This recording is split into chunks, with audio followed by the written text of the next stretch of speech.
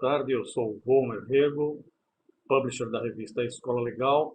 No nosso canal, a Escola Legal Conversa no YouTube, hoje a gente vai conversar com Renata Taveiros de Saboia, economista pela FEA USP, especializada em economia comportamental aplicada ao marketing pela Yale University e é pós-graduada em neurociência aplicada à sustentabilidade de pessoas e organizações na Faculdade de Medicina da Santa Casa, professora de neuroeconomia nos cursos de pós-graduação da Fundação Getúlio Vargas e da FIA. Renata, é um prazer tê-la conosco. Vamos bater um papo a respeito dessa seu conhecimento de neurociências e economia comportamental. Renata, começando pela base, como é que você imagina que se pode educar crianças, né, nessa questão da economia comportamental? Você fez um curso, apresentou e coordenou um curso para o Banco Votorantim, é isso? Explica para a gente como é que isso funcionou. Tá, então, na verdade, não foi um curso para o Banco Votorantim. Eles têm um instituto que faz trabalhos em regiões da Grande São Paulo, que é o Instituto Criança é Vida, e eles contam com multiplicadores. Então, na verdade, esse projeto desenhou um programa de educação financeira para essas crianças, e essa educação financeira, esse programa foi disseminado por multiplicadores. E ele conta o que era diferencial desse trabalho era a possibilidade de que essas crianças criassem o material, tivessem uma experiência própria de como é fazer a gestão do recurso, que vai desde o consumo até a poupança, até guardar o dinheiro para alguma coisa que eles querem no futuro, enfim. E tudo isso partindo de um aspecto de uma experiência praticamente sensorial, onde eles construíram o material e a partir desse material construído eles tinham essa experiência e essa experiência que é o motivador do aprendizado sobre como lidar com o dinheiro.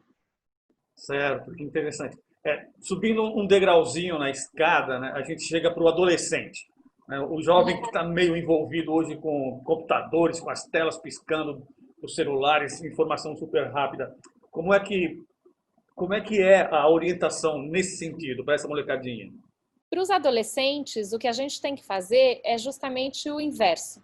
A gente precisa utilizar as ferramentas atrativas que fazem parte da vida deles para poder oferecer o conhecimento que eles querem. Então, eles querem muito ter autonomia, eles querem muito ser independentes, eles querem muito serem investidores. Então, eu dei agora assim, um curso numa escola de São Paulo, que é a Avenues, que os alunos queriam montar um clube de investimento. Por quê? Porque é legal muito dessa coisa da tela, né, das ações, da carteira de investimentos, né? Tem uma atração, é quase como se fosse um videogame. Então, vamos montar um clube de investimentos? Vamos, mas você tem que voltar e introduzir conceitos importantes. Então, o que é Selic? Qual a diferença de taxa de juros simples e composta? O que é política monetária? O que é política fiscal? Né? E invertendo um pouco a lógica, entendendo de onde esses alunos estão partindo, onde eles querem chegar, qual é o dia a dia deles, você traz esse conhecimento e ensina eles a usarem as ferramentas. Então, como é que usa bem um app de controle financeiro? Né? O que você precisa saber para eventualmente ser um bom investidor? Que risco você corre quando você vai investir na bolsa? Então, parte da vida deles, do cotidiano deles, das telas, desse dinamismo, para poder colocar dentro da vida deles os conhecimentos. Que interessante. Renata, eu vi também que você foi uma co-idealizadora, né, de um grupo de estudos em economia comportamental, mas aí já num nível superior, né, um degrau acima, na FEA da USP, Uhum. e também membro da Aliança pelos Investimentos e Negócios de Impacto no INSPER. O modo de dirigir a informação e de traduzir esse conhecimento para essa turma já é um pouco mais diferenciada, né? E aí a gente fala de duas situações diferentes, né? Uma situação foi essa formação, essa cocriação desse grupo de estudos, que foi originalmente fundada em colaboração com alunos formandos da economia na fé, que tinham esse interesse. Então, para esses alunos, é um mundo novo que se descortina e que é muito encantador. E essa disciplina, economia comportamental, ela é muito nova. Ela é nova em geral e no Brasil muito. Para você ter uma ideia, a disciplina de economia comportamental começou a ser oferecida na FE há 1 ano e meio atrás só. Mas os alunos já têm acesso à informação. Esse mundo de hoje ele é muito dinâmico, né? E os jovens estão vendo que isso está fazendo sentido, né? Essa aplicação dos insights comportamentais está acontecendo em diversas áreas, como design, como user experience, marketing, evidentemente. E os alunos estão antenados. E eles querem aprender e eles querem aplicar. Então, foi muito interessante, eu dei esse start junto com esse grupo de alunos recém-formados, saí e eles continuaram. Uma das alunas, ou duas inclusive, estão trabalhando num centro de aplicação de insights comportamentais na Prefeitura de São Paulo. Então, é um conhecimento novo que eles, nossa, assim, absorvem com toda a energia, com toda a força e vão levar adiante também com muita força, né? E o outro lado, assim, mais adiante, a aplicação disso é como é que a gente pode aplicar, seguindo um pouco essa ordem, né? Só que não agora políticas públicas, mas iniciativas públicas e privadas, visando esse impacto social e essa transformação social. E aí o INSPER tem justamente esse grupo, não é só de recém-formados, nem de universitários, na verdade é um grupo multidisciplinar bastante grande, de pessoas interessadas em entender como é que a gente pode criar negócios que inclusive gerem renda, gerem receita, cujo objetivo, cujo tema, cuja atividade principal seja gerar impacto social. E os insights comportamentais entram justamente quando a gente vai olhar, entender e ler um pouco, né, essas pessoas e a necessidade do ponto de vista de quem está usando o serviço, né? Como se a gente invertesse a lente. Então, não é a empresa, o negócio que oferece uma solução que ela acha que é a mais adequada, mas é como é que aquelas pessoas que estão naquela situação, o que elas precisam, como elas vão se beneficiar de fato de alguma coisa. E aí você cria soluções que são totalmente adequadas ao contexto e que escutam a pessoa, então é uma participação conjunta e aí sim você consegue muito mais eficiência na criação dessas soluções. Deixa eu dar continuidade um pouquinho. É possível imaginar a economia comportamental como uma disciplina nos cursos de educação básica? Então, quando a gente pensa em economia comportamental, né, do que a gente está falando? A gente está falando de introduzir e incorporar aspectos mais subjetivos e emocionais à tomada de decisão e à tomada de decisão econômica. Então, a primeira coisa é a gente ensinar para essas crianças como é que a gente faz uma boa gestão de recursos escassos. Que isso tem a ver com a economia e é toda a discussão que acontece em torno da educação financeira. Agora, não adianta você fazer uma entrada só. Vou oferecer um curso de educação financeira, vou oferecer um curso de economia comportamental. Isso não é eficiente, né? O que vai funcionar, e acho que sim, é disruptivo e transformador, é a gente entender que mesmo quando a gente está falando de dinheiro, mesmo quando a gente está falando de tomada de decisão em situações que supostamente deveriam ser racionais, a emoção é um fator importantíssimo e ela está presente o tempo inteiro. Então, se a gente conseguir ensinar para as nossas crianças que as decisões, os comportamentos e as escolhas têm componentes racionais e componentes emocionais, e que esses componentes emocionais funcionam de uma maneira específica, então a gente tem o viés de confirmação social, que é a gente quer fazer parte. Então, o contexto, o entorno importa. Quando a gente não sabe o que fazer, a gente segue aquele que a gente acha que sabe mais, ou o grupo. Uma série de comportamentos que não têm origem na racionalidade, se a gente ensinar isso para a criança e elas podem aprender isso de pequenininhas, a gente consegue ter um salto qualitativo muito grande em termos de formar seres humanos atuando nesse mundo. Seria uma forma de capitalismo humanista que a gente está se aproximando? Será que existe isso?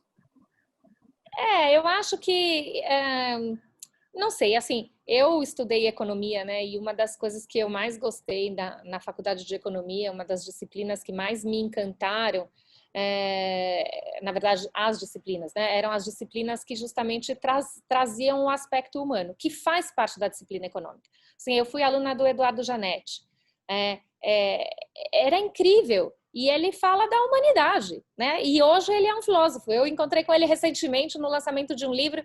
Professor, o seu trabalho é incrível. Eu quero ser a economista que o senhor é. O senhor foi assim a pessoa que mais me influenciou, que me inspirou na minha carreira e no que eu quero fazer como economista. Enfim, realmente eu falo para os meus alunos da pós, né? Eu sou fã de carteirinha, assim, eu acho o Eduardo incrível. É, Pela forma como ele vê o mundo, né? Pelas soluções que ele dá, pelas perspectivas absolutamente inusitadas que ele tem, né? Para as soluções dos problemas. E não estou aqui defendendo a política dele, não é isso que eu estou dizendo. Eu estou dizendo que, como pensador, ele é incrível, né? E ele eu acho. E ele responde para mim assim: mas eu não sou mais economista, Renata. Eu sou mais um filósofo agora do que um economista. Aí eu respondi para ele: pois então eu quero ser a filósofa que o senhor é, né?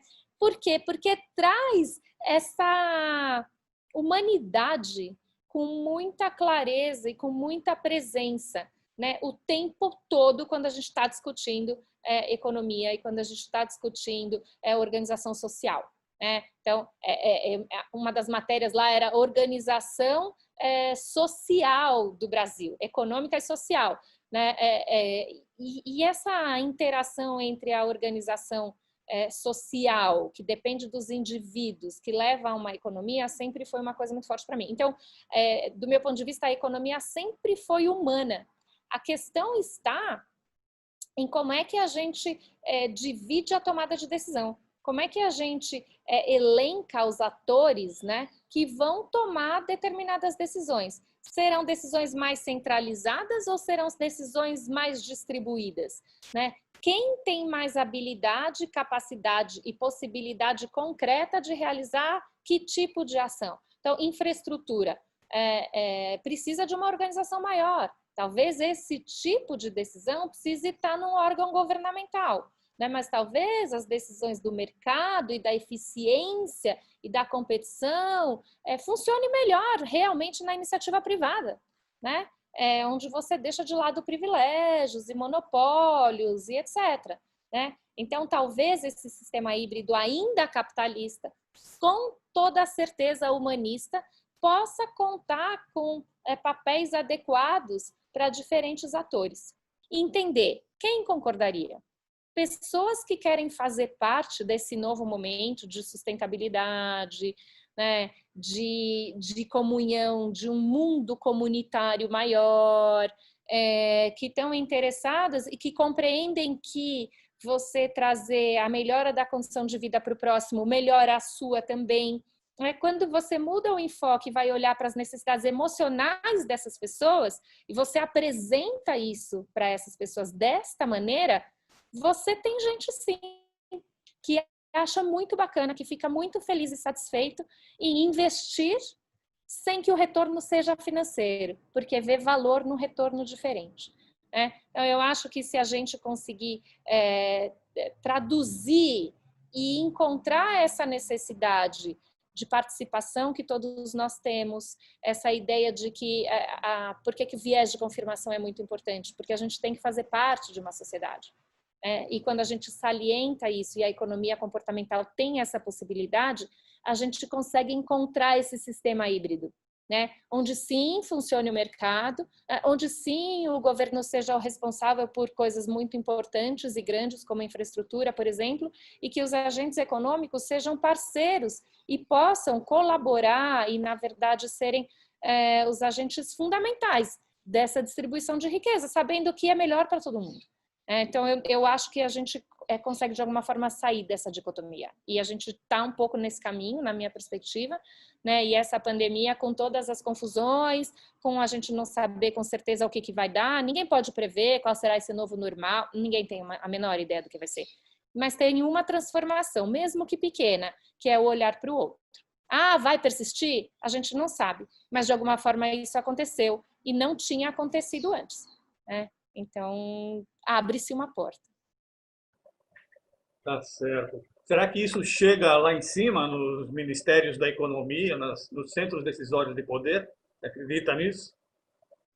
Então, assim, eu não sei e eu acho que já existem algumas iniciativas interessantes, né? A gente viu isso muito forte na Inglaterra e nos Estados Unidos, há alguns anos atrás, nos últimos governos. A gente está vendo uma mudança mesmo para governos muito mais centralizados e muito mais de direita e muito mais tradicionais. Então, esse pêndulo, né? Vai para lá e para cá, então a gente não sabe a abertura que a gente tem.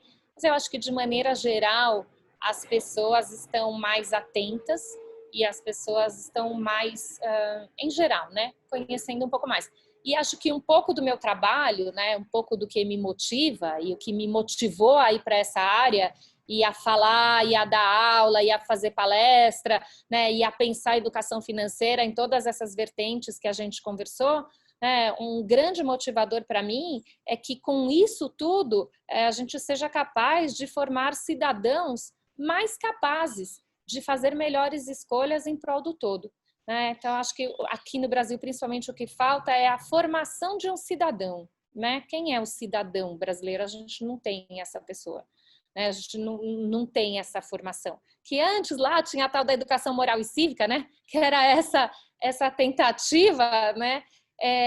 Mas existia um pouco mais da ideia de cidadania. E que eu acho que isso falta, a gente ter uma capacidade crítica de ler um programa de governo, de entender o que a pessoa está falando, né? Para que a gente possa efetivamente mudar e cobrar, né? E ver o que os nossos representantes estão fazendo, mas para isso a gente precisa se formar como cidadãos, né? E esse é um pouco o motivador, o meu desejo e é o que realmente faz com que eu faça esse meu trabalho. Foi muito interessante, muito obrigado. Eu gostaria de poder contar com você, Renata, para próximas ocasiões. Eu acho que muito esclarecedor e as pessoas realmente precisam tomar bastante contato com esse nível de pensamento, essa forma de encarar. Talvez o novo normal esteja por aí, né? Vamos torcer por isso. Uhum. Gostaria muito de agradecer e esperar que você possa colaborar conosco numa próxima situação. Tá bom? Uhum. Muito obrigada pelo convite, foi um prazer estar aqui e sim, conta comigo. Tá. Até logo, Renata. Obrigado. Até mais. Tchau, tchau. Tchau, tchau.